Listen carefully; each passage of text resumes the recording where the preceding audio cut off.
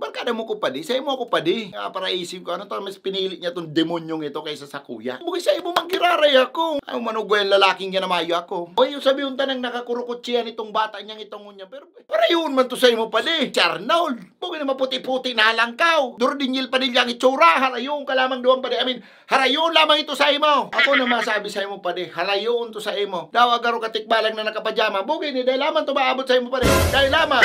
Parang iambog niya itong mga pang-bodybuilder niyang hawak. Mga uro-abs niya. Ika pa di daw agaro kabutanding na naka-crop top. Kaya mo magkirari ako. Huwag banugang kamundua pa di. Ang hawak mong yan. Tapos hawak niyang ito. Bukay lamang-lamang ka pa di. Lamang ka sa karasuhan. Eh yaw! Mo ko pa di. Barkada takabaga. Kaya daw parang luga ang hangaw mo. Dahil takalaman pa daw duman. Kaya yan si X mo. Patal-patal mo yan si X mo. Dapat ikang pinili niya kaysa dyan sa Arnold na yan. Pinili niya Arnold. Ano? May auto? May e-bike ka man baga. May solar pa. Only rides to. Tawa sa'yo nag-iyong pa di. Lamang-lamang ka doon pa di. Sa patalinuhan. Kaklase takabaga. Arap ko patal ka. Pakurupalan daw.